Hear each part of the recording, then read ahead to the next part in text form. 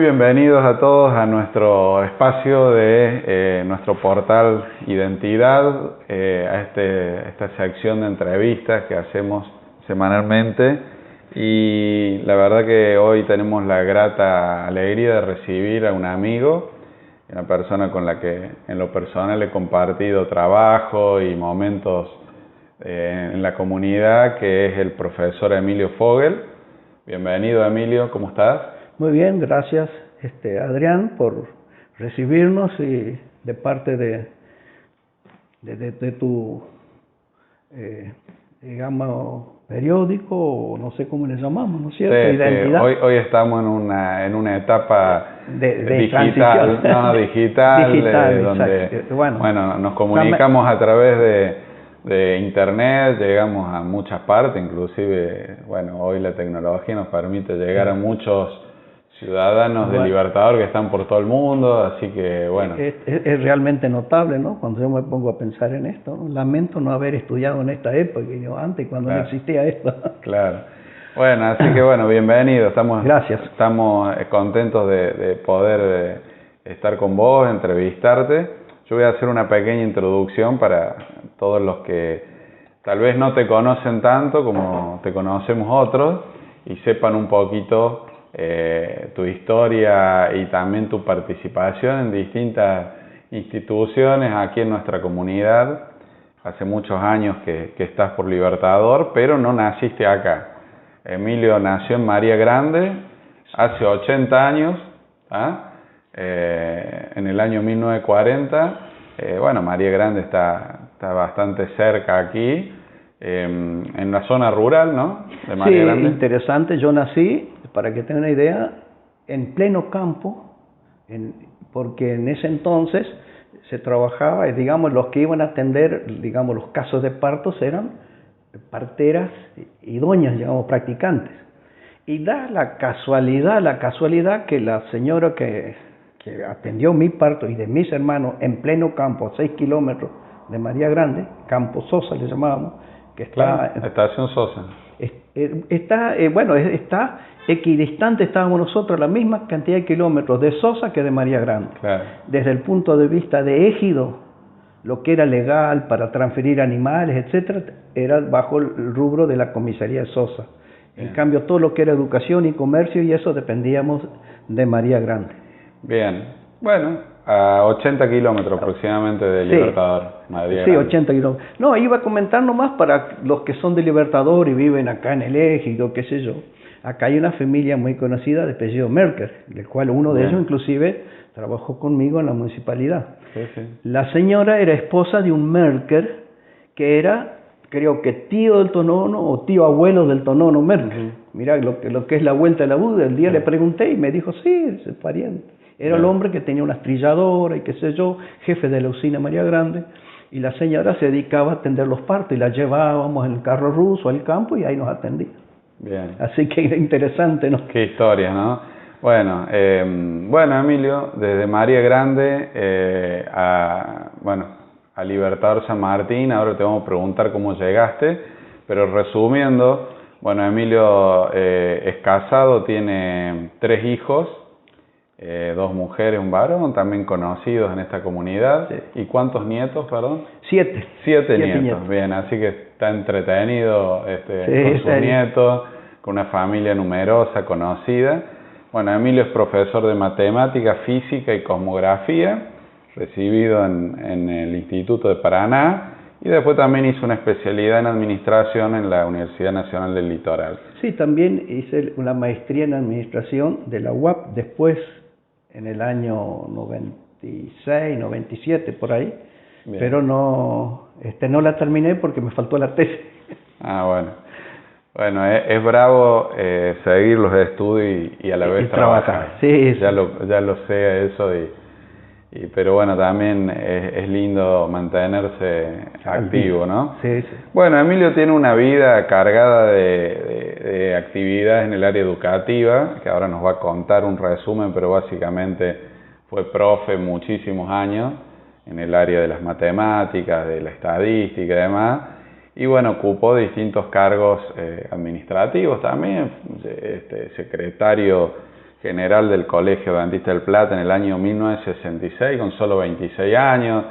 Después, también muy joven, fue rector del colegio, el CAP en ese momento. Después, bueno, estuvo en el área de educación en la Iglesia Adventista, tanto en la Asociación Central, en toda Argentina, Paraguay y Uruguay. Después estuvo como decano de la facultad allá en la Universidad Adventista del Plata. Ahí tuvimos una relación alumno-decano.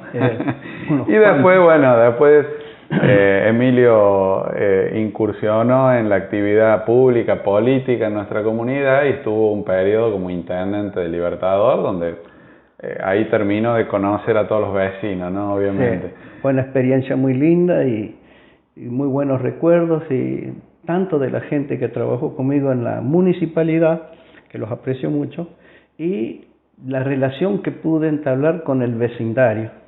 Yo tuve contacto con el vecindario en el 58, 59, con algunos vecinos destacados de la zona, la familia Bender, Stirz y algunos otros, porque trabajaba en una carpintería cuando hacía mi secundaria acá, y venía esta gente de la carpintería.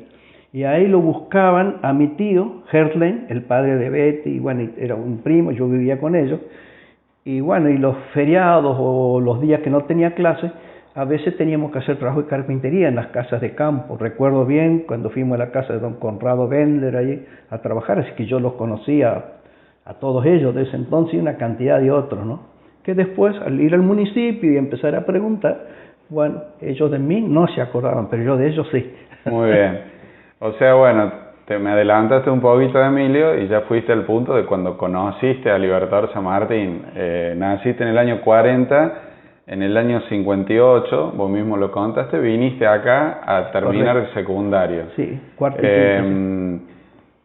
Bueno, ya mencionamos que estudiaste un profesorado de matemáticas, te metiste en el área académica. ¿Cómo fue salir del campo y irte a lo académico? ¿Y cómo fue esa evolución, no? Bueno, es difícil responder. Yo empecé el secundario en María Grande y bueno, no se incorporó y tuve que rendir los primeros 2 años de secundario libre.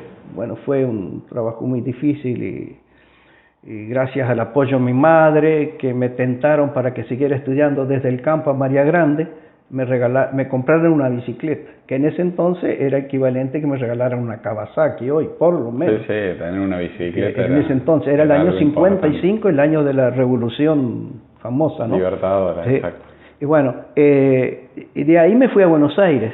Imagínense ustedes, pleno campo, 7 kilómetros. Al Instituto Florida. Al Instituto Florida. Si bien está en los alrededores de los porteños, que no es tan aporteñado, pero el contraste fue dramático. Bueno. Además, la enseñanza, los compañeros, tenía que trabajar. Y bueno, llegué a la conclusión que de a poco y buena voluntad y tolerancia de profesores, amigos, compañeros, parientes, me fui adaptando. Y llegué a la conclusión que alguien que nace y se cría en el campo, en el interior, me parece que es más fácil adaptarse a la ciudad que alguien que siempre vivió en la ciudad y tiene que salir a trabajar y vivir en el campo. Me parece que es más difícil, ¿no? Pero bueno, jamás pensé y soñé, digamos que desde el campo, cuando andaba ahí a caballo, los 6, 7 años, detrás de los animales, todo el día, ¿sí? Que algún día me iba a parar adelante de una clase 40, 50 alumnos de secundaria dando clases, o dando clases de matemática financiera a contadores y administradores. No sé, bueno, yo no quiero hablar... La mayor parte de tu vida estuviste al lado de un pizarrón enseñando. Sí, un polvo de tiza, como decíamos. Pero finalmente yo diría que yo empecé a enseñar matemática financiera, estuve viendo ahí mis antecedentes, en el año 68 en el profesorado. Bien. Y terminé enseñando en el 2003, con interines que cuando no estuve acá no la enseñé. Pero habría enseñado 20. Enseñando con el ábaco y terminaste con el Excel, digamos. Más o menos. No, es que no teníamos ni calculadora, se trabajaba con reglas de cálculo. Claro. Y para resolver ejercicios de matemática financiera, que yo la daba en el secundario en Florida, por ejemplo, se trabajaba con tablas de logaritmo. Sí, sí. Y bueno, en una hora hacíamos un ejercicio o dos. Cuando se inventaron las calculadoras y bueno, todo eso, yo en una hora hacías 20 ejercicios. Claro. Y bueno, para que ustedes vean, entonces, ¿cómo fue la cosa? Tuviste toda la evolución de la tecnología. Exacto. Bueno, y tu vida empezó a mezclarse con actividades de liderazgo.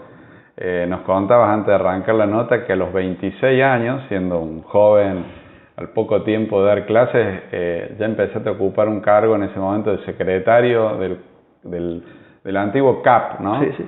El Colegio Adventista del Plata. Después fuiste director de enseñanza media, después tuviste un paso por Ecuador, breve, sí. Y después volviste al colegio. Tuviste mucho tiempo en áreas de liderazgo. ¿Cómo fue eso? ¿Siempre te gustó la parte dirigencial?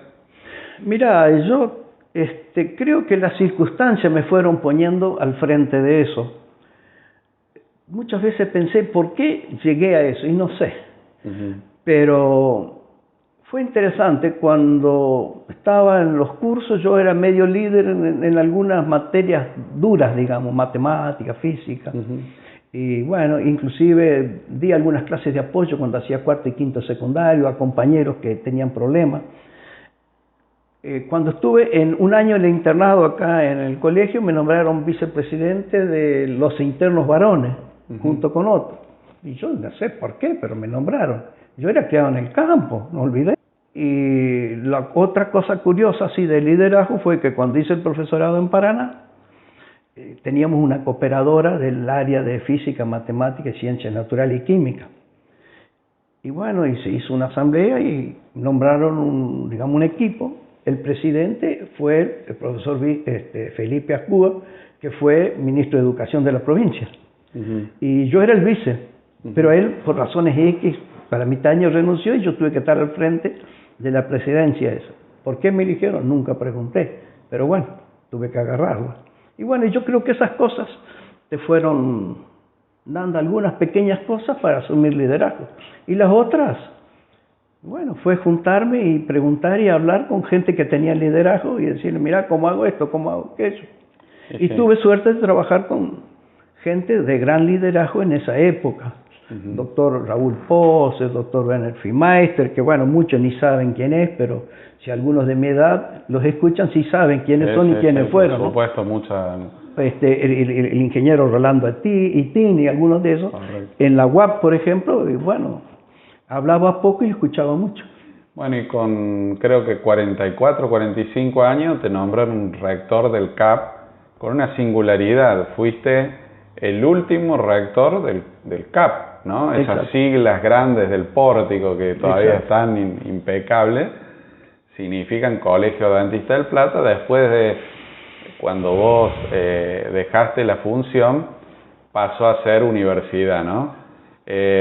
¿Cómo fue esa etapa? Porque fue una bisagra en los 120 y pico de años de esta institución madre de esta comunidad, de pasar de ser colegio a universidad. Sí, efectivamente. Bueno, colegio, sabemos, fue fundado en 1898, la fecha que damos como fundación.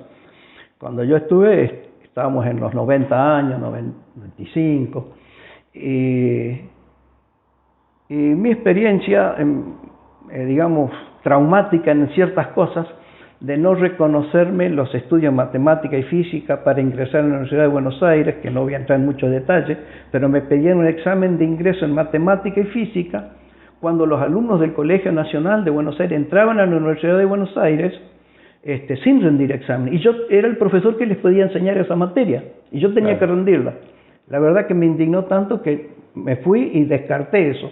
Yo creo que fue providencial, porque a los 4 meses me piden que vaya a enseñar matemática a Ecuador. Así que bueno, si hubiera estado inscrito igual me hubiera ido. Así que la bronca que me dio ese momento me ahorró después problemas, ¿no? Creo que Dios dirige las cosas. Nosotros decimos que el destino, pero yo creo que la providencia de Dios, si te va preparando para algunas cosas, te va haciendo pasar por ciertas cosas para irte preparando para que cumpla ciertas cosas que vos ni soñaste.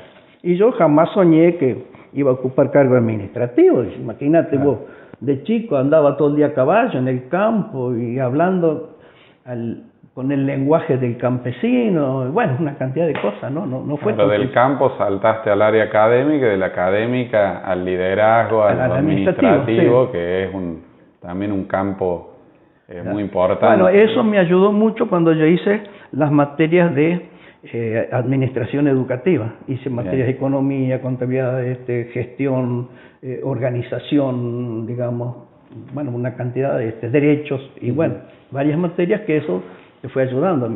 Me gustaba hacer esas materias, pero no pensando para administrarse, sino como una satisfacción personal, ¿no? Bien, ¿y cómo fueron esos años en la rectoría del colegio, del CAP? Bueno, cuando asumimos ahí, lo primero que hice, yo subí creo que era en octubre del 85, algo así. Bien. Y lo primero, digamos, una de las primeras medidas, nombré una comisión de 5 personas, en los cuales estaba el profesor Olmedo, que algunos lo conocieron, estaba creo el profesor Kornichuk, el profesor Hernán Hammerly, eran 5, y con 1 o 2 que ayudaban en el área de relaciones, que era el doctor Luis Schulz, y que era el que tenía que hacer los contactos a nivel gubernamental para ver cómo se podía transformar estas carreras que ya eran superiores, como profesorados y enfermería, para que tengan el estatus universitario. Eran de nivel terciario. Eran terciarios, para que no les pase como me pasaba a mí, porque terminaban filosofía y pedagogía y querían hacer un doctorado en filosofía en Córdoba, tenían que hacer toda la carrera de vuelta, por decir, ¿no es cierto? Claro, claro. Y así era, si tenías 4 años profesorado de ciencia económica, tenías que hacer todas las materias de vuelta, está bien, ponerle que la mitad no te la reconozcan, pero por lo menos algunas podrían reconocer. Sí. Entonces, yo quedé marcado por eso, así, me quedó así entre ojos esa. Y bueno, trabajó la comisión y la idea era que no se podía crear universidades. Existe una ley prohibido crear universidades. Pero yo les decía, miren, en algún momento se va a abrir alguna ventana y si se abre una ventana por una semana tenemos que estar listos. Claro. O sea, no ponernos a trabajar cuando se abre, tenemos que entrar en la ventana ni bien se abre, no pensar que vamos a entrar a los 3 meses, a lo que sea. Sí.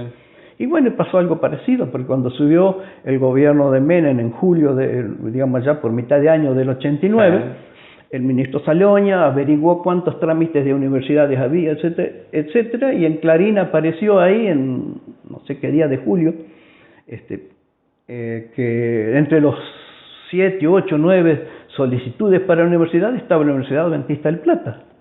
Pero nosotros nunca habíamos elevado una nota solicitando transformar las carreras en eso.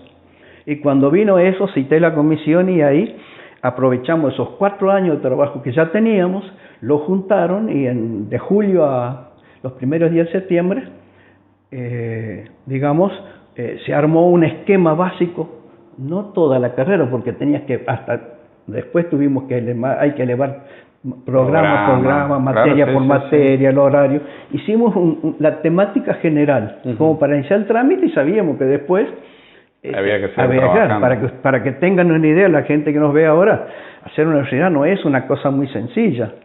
Cuando vos querías hacer un secundario, te ajustabas al plan del gobierno. Claro. Estaba todo hecho, estaban los programas, no había nada. Acá vos tenías que hacer todo. Y una universidad que se había creado antes que nosotros, solamente todo el sistema de administración de esa universidad, que no sé cuántas carreras eran 5.000 hojas.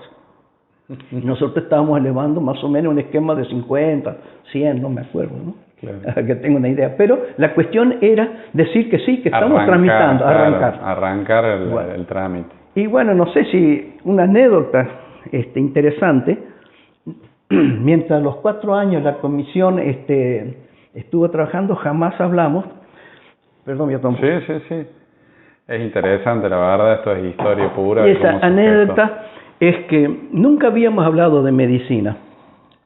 Y me trajeron ya todo listo, esa solicitud que yo pedí para entrar de 50, 60 hojas, no me acuerdo. Yo era el secretario ejecutivo legal de la Asociación Colegio, que es la propietaria de la universidad. Claro. Yo tenía que firmar, y de ahí con el visto bueno mío lo firmaba el pastor Rubén Pereira, y de ahí entraba al ministerio. Que era el presidente. Era el presidente de la asociación. No sabe cómo se maneja, el presidente de la Unión Austral en ese momento. Era el presidente legal en el área argentina, claro. ¿No es cierto? Además, bueno, es de Uruguay, Paraguay, pero legal en Argentina desde el punto de vista de la entidad propietaria del Colegio Adventista del Plata. Y bueno, estaba por firmar y por ahí, no sé, me quedé así medio quieto, pensando. Y les digo a los de la comisión, no le voy a firmar. Y se quedaron todos medio pálidos, pero sí, vinimos a las 10 de la mañana para firmar, ya no va a firmar. Y digo, mira, acá falta una carrera. ¿Cuál? Me dice, medicina. Pero ¿y si nunca hablamos nada? Y cierto, nunca hablamos. Pero vamos a pedirla, vamos a hacer una reserva de carrera, decía yo, para el año 2000, estamos en el 89. Claro. Y yo soñé, y dije, bueno. Así que le digo a Olmedo, bueno, ¿y qué hacemos? Bueno, le digo, hablen con el doctor Tahuenca, hablen con alguien en sanatorio y urgente, pónganse todos a trabajar en eso y completen, agréguenlo, intégrenlo a eso, a la carrera. Y bueno, y se integró eso. Y después, cuando se estudió todo el gobierno, como la filosofía de medicina era más bien preventiva, o sea, hacía gran enfoque a los principios de salud de vida, no tanto a la cura de enfermedad, sino a la prevención de la enfermedad. Y eso llamó tanto la atención del gobierno que aprobaron todo el paquete. Claro. Bueno, algo que yo creo que eso fue algo así provincial, una iluminación del momento, no sé, no tengo explicación. Pero bueno, sabemos que la fama de la universidad en el fondo se debe a la medicina, ¿verdad? Sí. Así que, y la que más alumnos tiene. Sí, hoy es la carrera top de la universidad. Sí, que brilla por su relación tal vez con la comunidad, con el sanatorio. Ahora, una cosa, Adrián, cuando hacíamos la planificación, no la hacíamos al tuntún. Teníamos proyecciones, datos y qué sé yo. Y cuando trabajamos, ahí en el 89, pensábamos una universidad de 1.500 alumnos. Para que tengas una idea, todos los alumnos del superior de la universidad, de todas las carreras que teníamos, eran 377 alumnos. Mira. Ahora, por año se gradúan más de 300 alumnos de la universidad. Y hay 2.500 alumnos. Sí. Claro, mis cálculos fallaron, reconozco.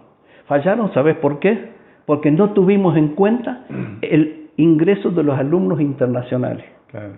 Y son más o menos 1.000. Estábamos, o sea, el cálculo proyectado en base a Argentina, Uruguay, Paraguay que teníamos, daba más o menos 1.500. Pero resulta que tenemos 2.500. Entonces, cuando pregunté hace poco cuántos es internacionales, hay 1.000, me dice. Claro, entonces o sea que lo que planificamos, lo planificamos bien, pero no tuvimos en cuenta esto, ¿no? Qué terrible, ¿no? De 370 alumnos a 2.500, 2.600 es una cosa lo que pasa abismal. Sí, vos decís eso. A mí me preguntaron qué significó la universidad para la villa.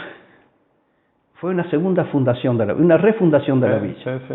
Y el doctor Saloña, en una entrevista que me hizo después de la universidad, cuando yo estaba trabajando ya en la Unión, ya en funcionamiento en la universidad, a través de la radio FM Nacional, donde él tenía un programa, nos llevó con el profesor Olmedo, y me dice, profesor Foil, ¿qué significó para ustedes, para la iglesia, la creación de la universidad aquí en Argentina?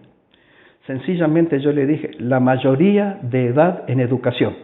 Claro. Es decir, que nos habilitaba para hacer lo que necesitamos porque teníamos mayor edad. Sí, claramente fue un antes y un después en la comunidad. Y yo voy a contar una breve anécdota personal, ¿no? Yo soy también un alumno de esta casa de estudios. El gusto de estar juntos. Tuvimos el gusto, vos como decano, yo como alumno, de compartir algunas circunstancias académicas. Y yo tengo que decir, yo soy, todo el mundo lo sabe, soy de Córdoba, me vine a los 18 años a estudiar acá, a una universidad que hacía 2 años que había nacido de cero. Claro. Y todos me decían, imagínense de Córdoba, decían... La capital de la educación, la universidad famosa.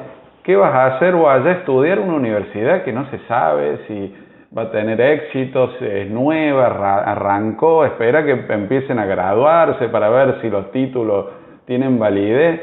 Y bueno, fue una convicción familiar, y en ese momento ya era chico, de mi entorno, de decir, no, vamos a ir a la universidad, para que por ahí se tome dimensión de lo que hoy se ve y vemos por el espejo retrovisor y no nos damos cuenta de lo que ha evolucionado esta comunidad y la casa de estudio de la Universidad Adventista del Plata en 20 y pico de años, que bueno, se ha cumplido 30 años desde que se fundó, pero desde que más o menos empezaron las graduaciones.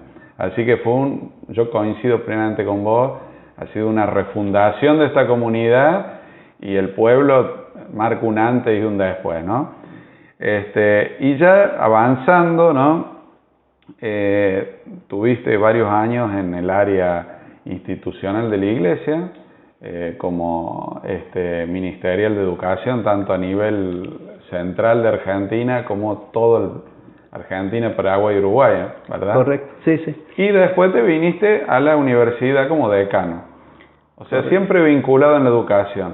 Y un día, que es lo jugoso que queremos conocer todos, porque en la comunidad todos recuerdan tu última etapa, decidiste entrar en la política. ¿Cómo fue eso? Llegaste a ser intendente, ¿no? Como todos sabemos.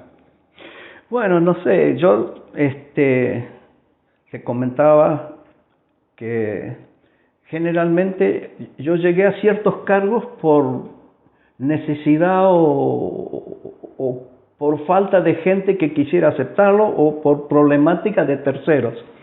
Y bueno, el caso de la universidad, de la municipalidad, perdón, fue así también. Recordamos que hubo una discusión entre dos líderes que aspiraban, esos líderes se dividieron, los seguidores de uno de los líderes decidieron crear un nuevo vecinalismo y bueno, me vinieron a ver y yo no estuve entusiasmado porque ni se me había cruzado por la cabeza alguna vez ser intendente, qué sé yo. Pero bueno, no habías participado, vamos a aclarar, no habías participado, no fuiste concejal, no fuiste presidente del partido, no estuviste en la acción política. Simplemente sí había apoyado externa, como cualquier ciudadano, con colaboración, alguna cosa así para sostener el vecinalismo. Era vecinalista, pero no participé activamente en ningún tipo de cargo electivo, vamos a llamarlo, ¿no? Y bueno, llegó el momento y de muchos diálogos, reelección, fue muy difícil decidir, muy difícil, pero ciertas circunstancias se fueron dando y bueno, al final acepté y al final fue una elección y bueno, se ganó por, no sé, 2 docenas de votos, 25 votos, una cosa así ahí en las elecciones del 2003, ¿no? Fue la primera, vamos a aclarar a la gente, fue la primera vez que no ganó ABU con el nombre ABU, porque si bien participamos, pues yo estuve en la lista con vos, sí. A través del vecinalismo, pero fue un nuevo partido, una nueva agrupación, o se puede llamar como sea, que se creó en circunstancias de lo que vos contaste. Claro. Bueno, fue difícil al comienzo convencer tanto de la gente que estaba del vecinalismo que me apoyó y del vecinalismo, digamos, de la otra parte, ¿no? Y bueno, de la otra parte, ciertos recelos como diciendo, bueno, ¿qué va a hacer qué sé yo? Y de la parte mía, bueno, que querían pensar de que esto era una política tradicional. Es decir, favorecer a los que ganaron y los que no ganaron, bueno, que se la aguanten. Claro. Y yo me propuse que desde el momento que si se llegaba a hacer algo, yo tenía que atender a todos. Yo era intendente de los peronistas, de los radicales, del AU, del MIA y de todos. Es decir, y cuando se necesitaba un cargo, no se iba a elegir un cargo por ideología política. Y tal es así que mi secretaria ejecutiva del municipio era la profesora Delia Fonseca. Sí. Hicimos una planilla para solicitudes de los que querían trabajar. Y cuando se creaba un cargo vacante, íbamos a la planilla, bueno, necesitamos a alguien, por decir, qué sé yo, el área de albañilería o construcción. Bueno, tiene experiencia, sacamos 7 solicitudes, decidíamos entre el jefe del área, la secretaria y personalmente, Delia hacía media como jefa de recursos humanos. Y bueno, estos 6 vamos a entrevistarlos. El intendente, la secretaria y el jefe del área. Después de entrevistarlo, en una semana o 2, nos juntábamos y bueno, cada uno traía su anotación a quién elegimos. Y fue curioso. En 95% de los casos, por no decir el 99%, coincidíamos cuando elegíamos de acuerdo a ese antecedente y a las entrevistas. Y no importaba, y nunca le preguntábamos de dónde venía, qué era. Sí teníamos una prioridad, que ante igualdad de condiciones y habiendo recursos humanos locales, nunca íbamos a traer un recurso humano de otra localidad. La prioridad la tenían los vecinos que estaban acá. ¿No? Eso era... Y bueno, tuvimos un caso nomás que vino de otro lado, por razones X, pero los demás todos siempre nombramos gente local, ¿no? Bien. Eso fue más o menos, y bueno, el pueblo sabrá si hizo buen trabajo, ¿no? Está bien, sí, yo tengo que contar para los que no saben, porque hay mucha gente que vino a vivir después. Yo tuve el gusto de acompañar a Emilia, acompañarte. Fui uno de los primeros que fuiste a hablar para que te acompañe en la lista, ¿no? Esa lista tuve como concejal. Tuvimos, bueno, 4 años intensos, somos los dos bravos, digamos, hemos tenido discusiones, pero siempre para adelante. Y mirando, así como recién dijimos, por el espejo retrovisor, creo que fue una gestión que se trabajó en muchas cosas de forma muy bien, ¿no? Básicamente asfalto, bueno, se proyectó el plan de vivienda, que hoy por ahí son cosas que la gente lo ha valorado. ¿Cómo ves eso? Pues fueron cosas intensas, ¿no? Siempre que se trabaja en cuestiones así, genera... Ya que tocaste el plan de vivienda, básicamente, tengo que ser honesto, el plan de vivienda fue pedido por muchos, pero dentro del municipio lo promovían vos con Sergio, vamos a decir la verdad, y se hizo todo un proyecto. Yo en principio no estaba muy de acuerdo porque sabía que era muy difícil, básicamente lo de los terrenos. Pero bueno, se llevó al consejo, y si bien yo no estaba totalmente de acuerdo, cuando por mayoría amplia se votó en la Junta, ¿no es cierto?, el plan de vivienda, el proyecto era mío. Y de ahí yo me volqué totalmente, no me importaba de quién era la iniciativa. Y mirando para atrás, bueno, creo que fue un éxito realmente bueno. Eso por un lado, ¿no es cierto? Y bueno, se hicieron muchas otras gestiones, asfalto, cloaca. Sí, también tengo que confesar que me quedó pendiente algo que cada vez que llueve me lamento no haber tomado la decisión. Acá en la villa hay un grupo, no sé si es muy numeroso, creo que no, que conectó sus viviendas y sus casas, los desagües pluviales a la cloaca. Y cada vez que llueve revientan las cloacas.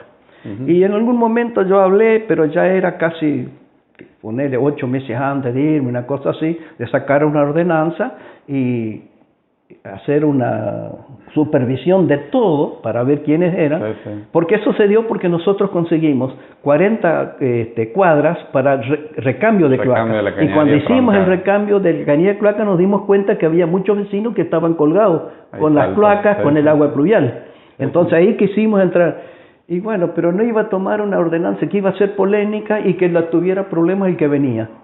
Y no le dicen, pero cada vez que lo veo me arrepiento no haberme decidido, ¿no? Porque no puedo soportar de que la gente esté en una contravención arruinando una instalación tan costosa como en los desagües cloacales, ¿no? Para mí es una deuda que me quedó ahí cuando lo veo. Pero bueno, son cosas que pasan. Bueno. Así como cuando voy a un programa de graduación y disfruto viendo graduando 300 graduandos de la universidad, para mí es como que... no puedo creerlo, que parece que esté en otro mundo, ¿no? Claro, sí, obviamente. Y son cosas, se hicieron muchas cuadras de asfalto también, que 40, el pueblo de ahí, sí, el pueblo ha crecido abismalmente.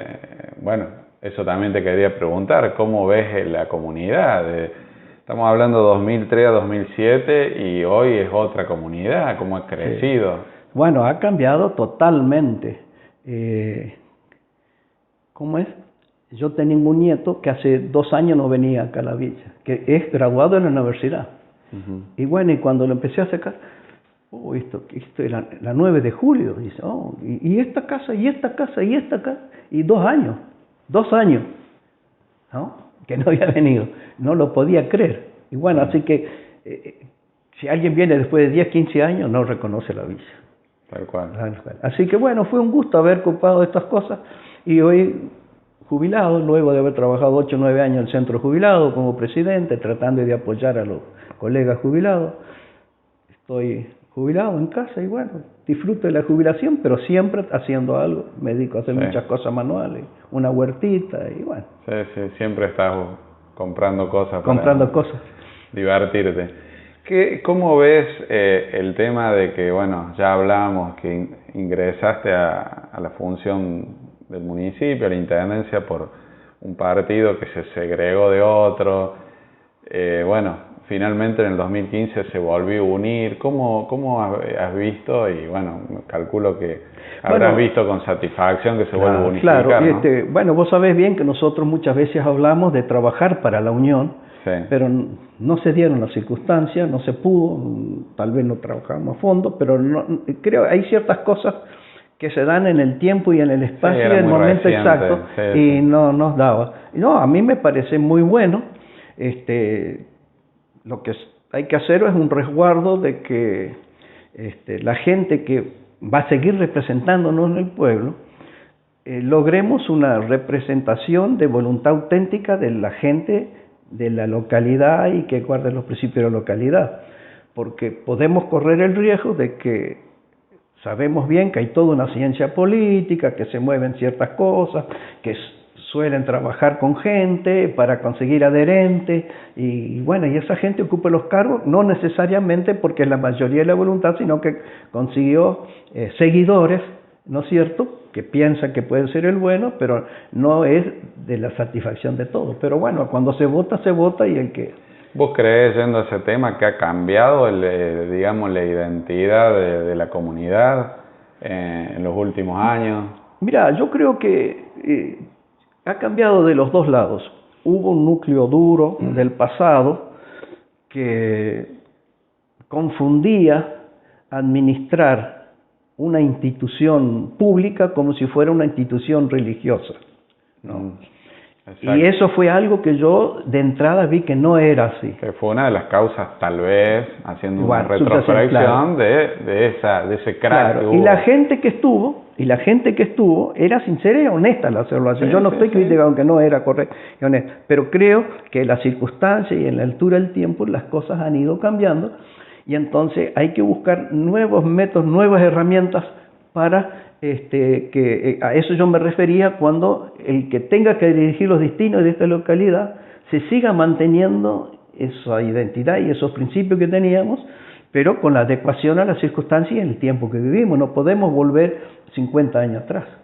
No, obviamente, así como cambia la comunidad, también cambiaron las instituciones, ¿no? Claro. Si vamos a hacer historia, antes los varones se sentaban por un lado, las chicas por el otro. Hoy parecería una locura que se plantee algo así. Todo el mundo ha cambiado, pero hay ciertas cosas que el pueblo tiene y que forman parte de esa bueno, esas esencia, cosas que tiene, ¿no? Básicas, la esencia, la identidad, vamos a llamarlo así, de la villa, es la que tiene que permanecer, adecuada a las circunstancias actuales. Lo mismo una universidad. La universidad se creó, pero una universidad es muy serio, algo que no dije, pero la universidad, en la educación superior en general, tiene que evitar el incesto intelectual. Por ejemplo, en una universidad, yo enseño matemática financiera, un alumno mío enseña matemática financiera y después enseña el alumno del alumno mío en matemática financiera. Eso es un incesto intelectual, no hay renovación. Entonces es muy bueno que un contador o algún otro siempre venga gente que haya estado en aulas de otras universidades, ¿no? Y bueno, eso es algo que hay que tener bien claro en la identidad para evitar un mal futuro de un incesto intelectual, inclusive puede llegar a tener un incesto de identidad, ¿no? Hay que tener cuidado con eso, porque si no... No lo había escuchado nunca, pero pero es que es así, y por eso yo considero que el que estuvo antes que yo en la Facultad de Ciencia Económica, que fue el contador Donaldo Bloch, él juntó recursos humanos para nuestra facultad y en las otras también, venía uno que era profe de Córdoba, uno de Paraná, uno de Buenos Aires, y que eso para el inicio de nosotros fue extraordinario. No, fue una tarea terrible. Terrible, y bueno, un trabajo extraordinario. Entonces, eso evita, y yo creo que eso se nota ahora en la salida de los recursos humanos de la universidad. También en medicina se hizo, en todas las carreras. Pero hay que tener cuidado ahora que la universidad se va volviendo vieja y va creyendo que, bueno, que este que es graduado es bueno y sigue enseñando. No, mandemos a este que vaya a hacer un posgrado en otra universidad y que después venga, o que traigamos otro que haya hecho en una universidad y que venga. Eso para mí es muy, pero muy importante en una universidad. Tal cual. Yo lo llamo un incesto intelectual, ¿no? Tal cual. Bueno, Emilio, muchísimas gracias. La verdad que el tiempo pasa y no queremos que la nota sea excesivamente larga para que la vean completa. Que la vean y no se aburren escuchando. Pero queríamos repasar, la verdad que tenés un historial de distintas actividades. Como dijiste, no repasamos el último, estuviste varios años en el centro jubilado, hiciste una buena tarea también y también ha sido desgastante porque hay muchos jubilados aquí en Libertador. Pero tal vez todos, como siempre pasa, te recuerdan por la función pública, que es la que más exposición ha generado, ¿no? Sí. Ser intendente de una comunidad como la nuestra genera mucha exposición, desgaste, por ahí las cosas buenas no se reflejan tanto y la gente te reclama por un foco, por un pozo, pero bueno, haciendo un cierre de la entrevista ¿qué mensaje podés dar después de tantos años en esta comunidad? Y también un mensaje a la gente que ve esta entrevista. ¿Qué es lo lindo que te queda de haber estado en la función pública? Claro. ¿Qué mensaje también das como vos dijiste por ahí, a los nuevos líderes que han surgido después de vos? No te vamos a pedir que hagas un análisis, pero ¿qué es lo que vos ves que para el futuro deberían tener los líderes de la comunidad? Bueno, lo que vos quieras transmitir. Qué pregunta difícil. Sí, y bueno. Mira, bueno, primero, yo diría que los que tienen que ocupar cargos de liderazgo, etcétera, no tengan miedo de rodearse de gente capaz, inteligente y con ganas de hacer cosas y que estén identificados con la comunidad. A la comunidad que les digo que siempre van a encontrar cosas que criticar y cosas que aceptar. No existe el líder, el hombre, el perfecto, pero en el 99% de los casos trabajan por interés de la comunidad. Puede haber algunos, dejo el 1% que trabaje por intereses propios, pero en nuestra comunidad es muy difícil que eso se dé. Y bueno, y la satisfacción mía, diría que a nivel de lo que fue mi profesión, profesor, alumno, administración educativa, la gran satisfacción es encontrarme con alumnos de todas partes y bueno, muchos de ellos me agradecen, otros recuerdan hechos no agradables, pero siempre traté de respetar a la persona y darle oportunidades. Y bueno, con errores y virtudes, pero bueno, fue así. Y desde el punto de vista de la función pública, bueno, yo siento mucha satisfacción porque cuando ando en la calle veo algunas cosas que hicimos, otras que no pudimos hacer y que se hicieron. Cuando veo familias contentas con el plan de vivienda porque le hicimos asfalto, porque etcétera, etcétera. Y las personas que colaboraron conmigo, en el caso tuyo, Sergio, y una cantidad de otras personas que tuvieron, bueno, yo siento que fue lindo, trabajé bien, inclusive recuerdo con mucho aprecio por ejemplo, a Héctor Volati, que discutíamos un montón de cosas que no estaba de acuerdo, pero de frente y lealmente y pensando en la gente, no pensando en Fogel y en Volati. Y así también con los otros, ¿no? Así que para mí la alegría es estar en un pueblo en el que puedo caminar y andar y bueno, hasta ahora nadie me tiró un tomate. Tal cual. Sí, no, sin duda, como repetíamos recién, es muy expuesta la función en un pueblo, pero a la vez la satisfacción de caminar y poder estar tranquilo de lo que hiciste. Bueno, Emilio, muchísimas gracias, la verdad que fue un placer, esperemos que le guste a todos los que lo vean y bueno, que sigas disfrutando de tus hijos, tu nieto, que es lo más importante. Sí, bueno, gracias a ustedes y espero no haber cansado a los que miran y ven la identidad, porque a veces cuando uno habla y cuando es viejo, le gusta hablar de uno y no lo que le interesa a la gente. No, estuvo muy lindo. Muchas gracias, Emilio. No, al contrario.